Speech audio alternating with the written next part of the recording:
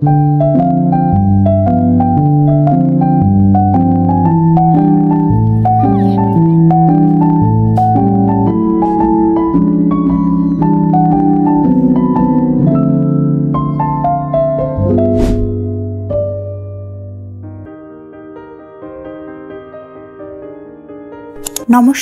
আপনারা সবাই কেমন আছেন? আশা করি সবাই ভালো আছেন, সুস্থ আছেন।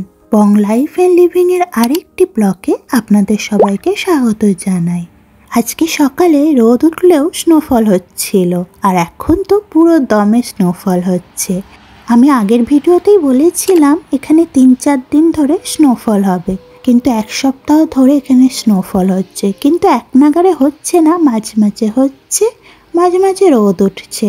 এই ঠান্ডায় বাইরে কম বেরোনোই হচ্ছে, তাই বাড়িতে বসে বিভিন্ন রকমের রেসিপি ট্রাই করছি। আর এই নেগেটিভ টেম্পারেচারে আজকে একটু চিজ বান আর এমনি বান বানাবো, তো তার রেসিপিটাই আজকে আপনাদের সাথে শেয়ার করছি। প্রথমে দুধ গরম করে নিয়েছি, সেই দুধে একটু চিনি আর একটু ড্রাই ইস্ট দিয়ে দিয়েছি। এটা 10 মিনিট একটু রেস্ট করতে দেবো।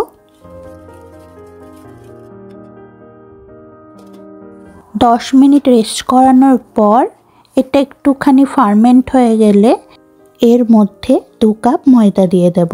এবার এটা ভালো করে মিক্স করে নেব।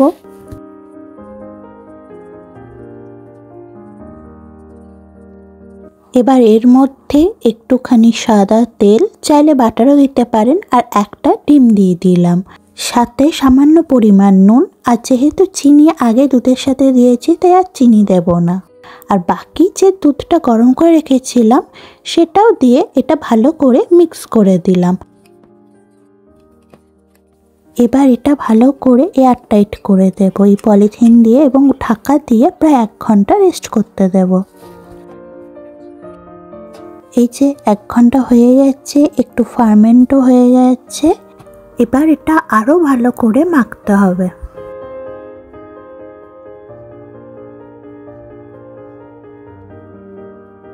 এতে একটুখানি বাটার দিয়ে দেব, এটা অপশনাল। আমি যেহেতু তেল দিয়ে মেখেছি তাই লাস্টে একটু বাটার দিয়ে দিলাম। এবার এটা ভালো করে আবার মেখে নেব।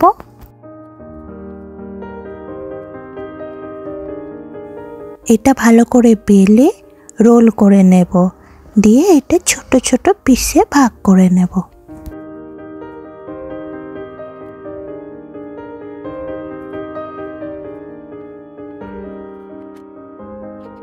এবার এগুলোকে এইভাবে শেপ দিয়ে দিতে হবে। এর মধ্যে কিছু বান নর্মাল বান করব, আর কিছু চিজ দিয়ে চিজ বান করব।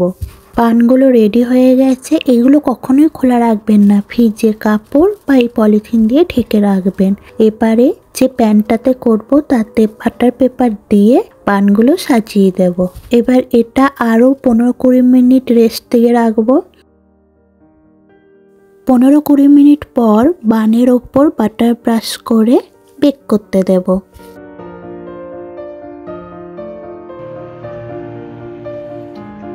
বান রেডি হয়ে গেছে। চিজ বান থেকে একটু চিজ বেরিয়েছে, কিন্তু দেখতে বেশ ভালো হয়েছে। এর সাথে একটু গরম চা বা কফি লাগবেই। এই যে বানগুলো বেশ ফ্লাফি হয়েছে, আর মাঝখানে চিজও আছে।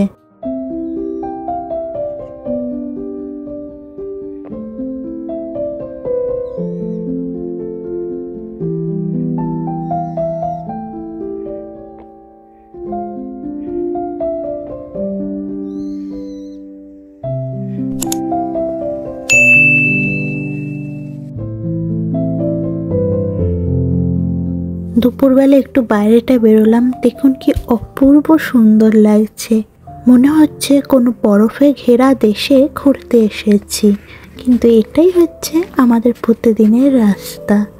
চলুন এখন এই বরফের মধ্যে দিয়ে একটু এদিক ওদিক ঘুরে বেড়াই, আর চারিদিকের এই বরফে মোড়া সৌন্দর্যটাকে উপভোগ করি।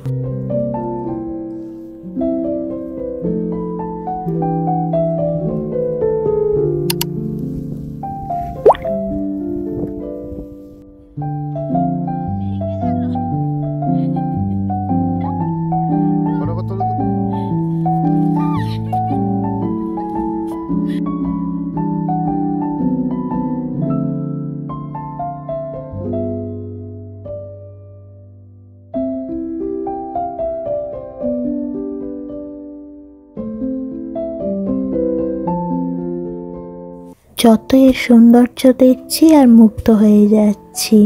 চারিদিকটা অপূর্ব সুন্দর লাগছে। আর এর সাথে বরফ নিয়ে একটু খেলাও করলাম। বেশ সুন্দর এই দুপুরটা কাটলো। এবার সন্ধে নামার মুহূর্তে চলুন এবার বাড়ি ফেরার রাস্তা ধরি এই সৌন্দর্য দেখতে দেখতে।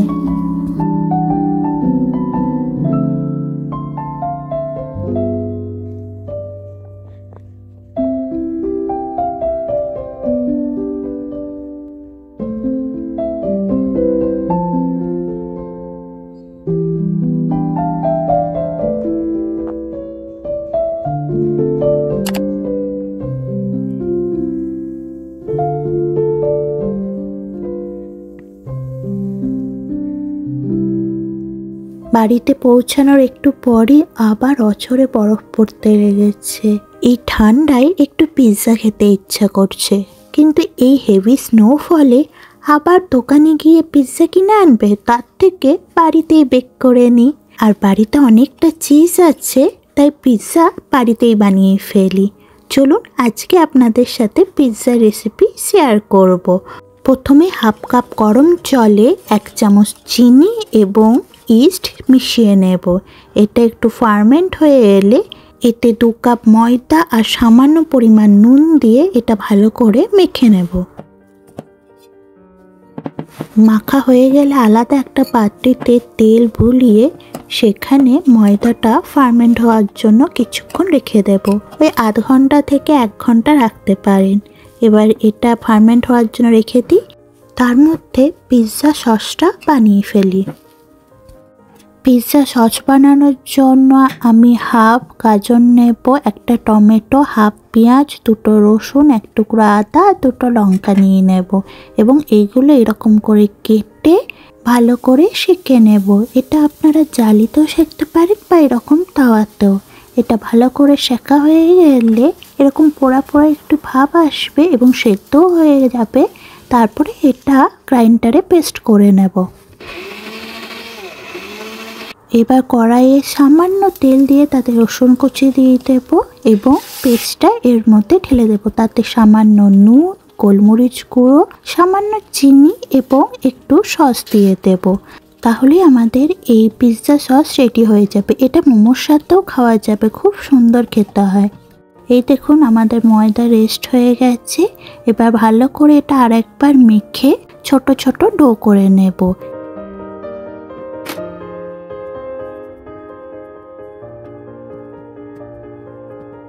এবার ময়দাটা ভালো করে স্প্রেড করে নেব। বেলন দিয়ে বা হাত দিয়েও করতে পারেন। আমি এখানে বেলন দিয়ে করছি, তাহলে পুরোটা সমান হবে। যে বাটিতে পিৎজা বেক করব সেটাতে ময়দা দিয়ে সেট করে তার উপর পুরো ডোটা স্প্রেড করে চামচ দিয়ে এরকম একটা ডিজাইন করে নেব যাতে পিৎজাটা ফুলে না ওঠে। এবার যে পিৎজা সসটা বানিয়েছিলাম সেটা স্প্রেড করে দিলাম।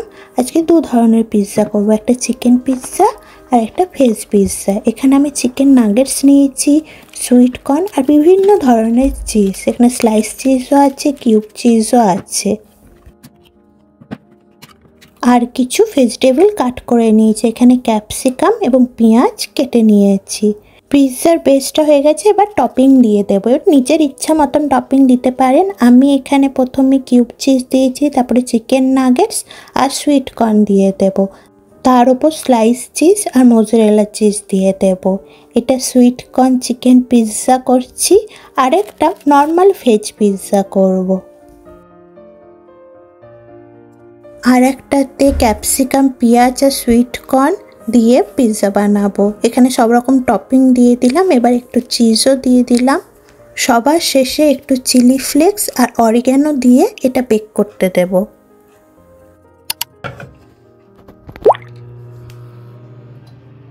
এই যে পিৎজা বেক করা হয়ে গেছে, এটা হচ্ছে চিকেন পিৎজা আর এটা হচ্ছে ভেজ পিৎজা।